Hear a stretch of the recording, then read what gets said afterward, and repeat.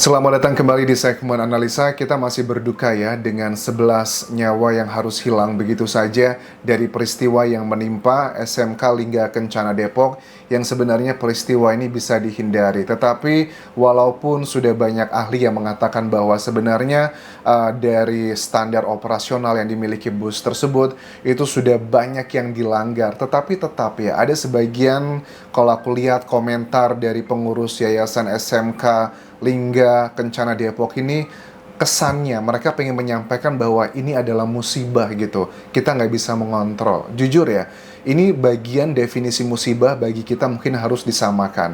Definisi musibah itu menurut aku ya teman-teman, kalau kita konteksnya seperti ini misalnya, kita sudah memastikan bahwa busnya ini sudah sesuai dengan SOP, kemudian rangka atau bagian busnya itu sudah sesuai dengan spesifikasinya, karena area ketangkupan perahu itu kan sangat tajam ya, ada pegunungan, perbukitan, licin, sempit, jadi medannya tuh bukan sesuatu hal yang simple begitu. Kalau semuanya sudah di checklistin, sudah benar, kemudian masih kejadian seperti ini, baru boleh kita bilang adalah musibah. Tetapi kan ini jatuhnya adalah kelalaian. Aku juga setuju sih statement dari ketua dari tim KNKT ya, Komite Nasional Keselamatan Transportasi, pada saat diwawancara di sini Surjanto mengatakan bahwa rangka busnya ini itu adalah nggak sesuai sama spesifikasinya.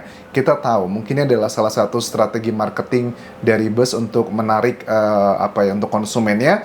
Busnya ini sih sebenarnya sudah lama dikeluarkan tahun 2006, tetapi rangka busnya dibuatnya tuh lebih bodinya lah lebih bagus agar lebih menarik. Tetapi ternyata gara-gara hal tersebut lah yang ngebuat korban itu semakin banyak sekali. Karena kan sampai sekarang masih ada beberapa orang lagi yang termasuk dalam kategori kritis yang dirawatnya cukup intensif.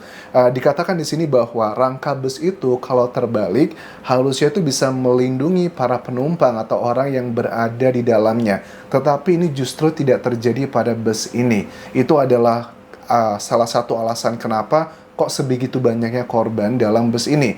Yang kedua juga diduga nih banyak korban tidak menggunakan sabuk pengaman pada saat berada di dalam bus. Ya kita wajar lah ya anak-anak gitu pada saat lagi bareng sama teman-teman yang kadang nggak bisa dikontrol semuanya.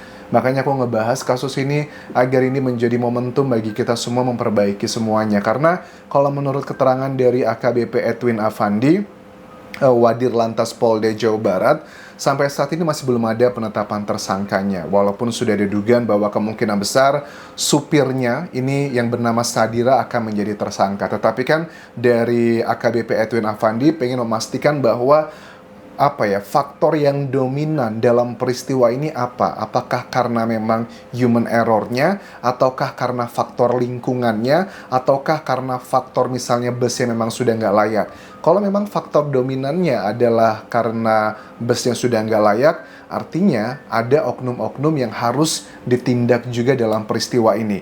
Ada satu hal, pada saat aku lihat keterangan dari Dian Nur Farida, pengurus Yayasan SMK Lingga Kencana Depok ini, pada saat menjawab sejumlah pertanyaan dari wartawan, jujur aku agak geram ya teman-teman. Karena beliau, aku tahu lah ibu juga pasti tidak mau peristiwa ini terjadi, tetapi ada beberapa statement yang ngebuat kita tuh kayaknya ngerasa bahwa kurang begitu bertanggung jawab sih menurut aku. Misalnya adalah di bagian ini teman-teman, coba kita simak ya.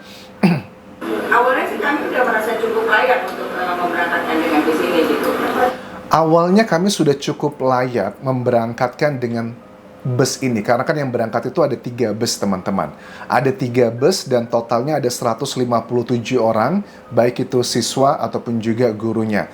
Terus ada kata-kata dikatakan begini bahwa kalau nggak layak tuh buktinya 2 bus yang lain aman-aman aja. Pertimbangannya apa Bu cukup layak? Ya alhamdulillah yang 2 bus baik-baik aja sebenarnya.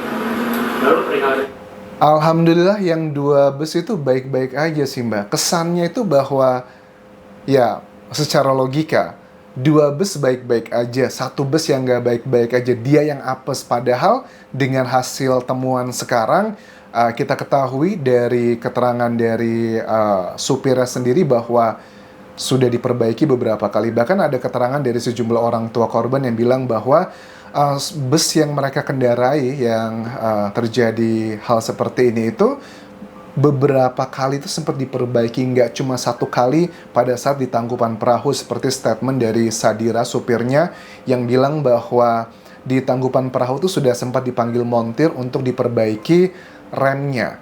Tapi sebenarnya kata sejumlah saksi di sana, bus tersebut itu selalu posisinya terlambat, ketinggalan dengan bus yang lainnya, karena di setiap rest area pasti berhenti ngebenerin. Beberapa kali seperti itu.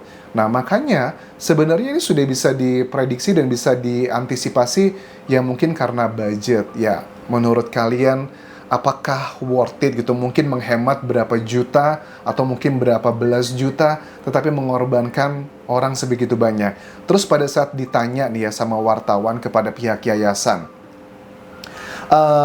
tentang masalah ini kegiatan tahunan apa bukan, atau wajib atau seperti apa, dikatakan bahwa ini sudah kesepakatan antara wali murid, siswa, dan sekolah. Terus juga apakah yang mengurus itu langsung dari sekolah, tapi jawabannya adalah katanya sudah ditunjuk pihak kayak tour and travel begitu. Terus pada saat ditanya apakah pihak sekolah akan melakukan tuntutan kepada pihak tour and travel tersebut, kemudian dari Dian Nur Farida mengatakan, oh kami tidak fokus untuk urusan tersebut, kami fokus adalah saat ini kami berusaha memberikan yang terbaik saja untuk proses karena kami sedang berduka. Terus untuk masalah biaya untuk rumah sakit ataupun juga santunan yang sampai saat ini sih sudah dibantu oleh pemerintah Kota Depok, bahkan yang meninggal dunia pun mendapatkan santunan itu 10 juta rupiah dari pemerintah Kota Depok dan 50 juta rupiah dari Jasara Harja. Sementara dari pihak yayasannya itu masih dirapatkan berapa nominal yang akan diberikan. Jujur ya, ini menurut aku pada saat dia menjawab bahwa ini sudah kesepakatan antara kami, sekolah, dan juga wali murid. Menurut aku, kesepakatan dalam bahasa di sini adalah kayaknya paksaan gitu. Aku baca sih komentar-komentar netizen di video sebelumnya bahwa bilang, Anjas tahu nggak sih kalau study tour gitu ya, dugaannya mayoritas katanya oknum-oknum itu memakai isu study tour hanya untuk mencari cuan-cuan. Misalnya gimana sih modusnya? Misalnya adalah nanti nih kan bayarannya mahal tuh kayak study tour ke Bandung, ke Jogja, mungkin bayarnya 1 jutaan dan sebagainya. Nanti itu dicari busnya katanya bus yang kualitas termurah, paling pokoknya ya namanya juga begitulah orang cari untung ya, dicari yang paling termurah, pokoknya diminimalkan semuanya, nanti hotelnya juga seala kadarnya, nanti ya begitulah intinya untuk menguntungkan oknum-oknum tertentu. Well, apakah ini satu indikasi bahwa sebenarnya banyak orang tua di Indonesia yang tidak begitu suka dengan study tour, baik itu untuk SMK, SMA, ataupun juga sekolah jenjang yang lainnya? Karena bagi aku pribadi ya, kalau memang mau dilakukan study tour, menurut aku tuh ada dua isu yang besar sebenarnya yang aku lihat dari fenomena ini. Pertama adalah dari masalah biaya. Study tour sendiri, aku lihat banyak orang tua tuh yang mengeluh dengan biaya yang sangat mahal. Yang kedua adalah tentang keamanan dan juga keselamatan. Menurut aku nggak worth it ya, hanya untuk mendapatkan kesenangan atau kenangan untuk siswa-siswi yang mau lulus, tapi dengan konsekuensi yang sebegitu besar, menurut aku nggak worth it. Nggak usah khawatir kok, di zaman sekarang itu ya kita bisa kumpul-kumpul atau traveling sendiri dengan kelompok tertentu tuh bisa jauh lebih aman dibandingkan dengan yang besar seperti ini. Terus juga kalau aku lihat dari keterangan AKBP Edwin Afandi, bus ini kan pembuatannya tahun 2006 dan uji berkalanya sudah tidak berlaku sejak 6 Desember 2023. Menurut aku, hal ini bisa dikatakan musibah seandainya pihak sekolah atau yayasan atau tour and travel yang ditunjuk sama yayasan mengecek, Pak, saya mau cek dulu nih Pak, busnya apakah uji kirnya atau kelayakannya masih aktif atau tidak Pak? Oh masih aktif, paling tidak dengan cara seperti itu kan sudah clear, ada standarisasinya walaupun itu tidak menjamin. Terus juga mengenai dari kesaksian sejumlah saksi yang mengatakan bahwa sudah beberapa kali mobil ini tuh di setiap rest area tuh berhenti untuk diperbaiki. Itu sudah beberapa kali rusak, tapi kenapa terus dipaksakan? Apalagi kalian tahu di area Tangkuban Perahu itu kalau naik mungkin masih oke lah ya, masih bisa terkontrol karena tidak menggunakan rem yang banyak. Tetapi bagaimana pada saat nanti turunan begitu? terus juga dengan spesifikasi yang sudah tidak sesuai lagi dengan mesinnya, terus juga dengan bodinya, karena ini berefek pada banyak hal. Misalnya adalah ada perubahan rangka atau badan base yang ini berpengaruh ke berbagai aspek, misalnya ke sasis, ke sistem gerak kendaraan, sampai remnya. Dan untuk tersangka harusnya nggak cuma fokus kepada supirnya menurut aku.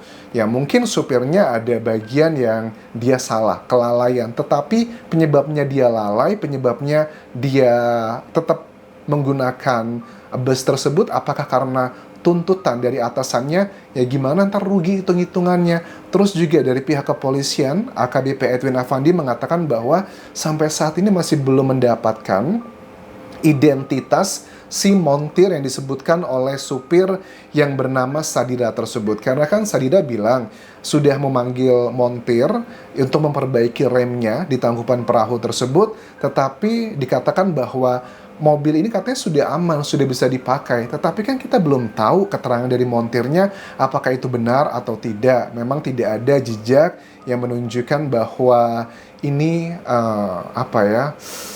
karena remnya memang belum, memang sepertinya adalah seperti itu, harus dilakukan pendalaman. Karena takutnya adalah siapa tahu aja supirnya panik, dia tidak mungkin lupa untuk menginjak remnya, itu juga mungkin harus digali lebih dalam. Ada salah satu saksi juga yang bernama Sandi yang berada di lokasi kejadian saat itu yang mengatakan bahwa lampunya aja di bus ini tuh mati katanya. Jadi pada saat kejadian tuh dia melihat bahwa lampunya itu mati, dia cuma pakai lampu hazard. Oke, gila ya. Untuk hal yang sesimpel itu pun aja buat lampu yang bisa kelihatan dari luar aja, jika statement dari saksi ini benar, itu kan sudah menunjukkan adanya ketidaksiapan, kesemena-menaan, take it for granted. Kalau sekarang sudah kejadian 11 orang meninggal dunia, apakah dengan permintaan maaf itu bisa mengembalikan mereka semua? Ini kan bukan kejadian kali pertama ya di Indonesia. Mudah-mudahan menurut aku untuk study tour itu harus dimoratorium dulu dia. Harus dilakukan sanksi yang tegas oleh pemerintah. Kalau ada sekolah nih, kepala sekolahnya masih mengizinkan melakukan study tour, harusnya dipecat sih kepala sekolahnya.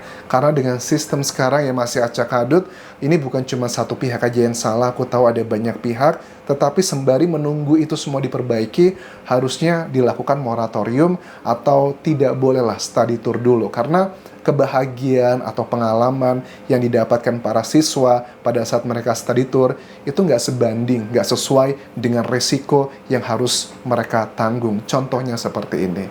Aku rasa itu yang bisa aku bahas terkait dengan peristiwa yang terjadi di Ciater Subang ini. Sampai ketemu lagi di video berikutnya. Tinggalkan like dan juga komen, subscribe channel YouTube ini, follow Instagram, Facebook, dan juga akun TikTok Pudian Jasa Semara. Sampai jumpa.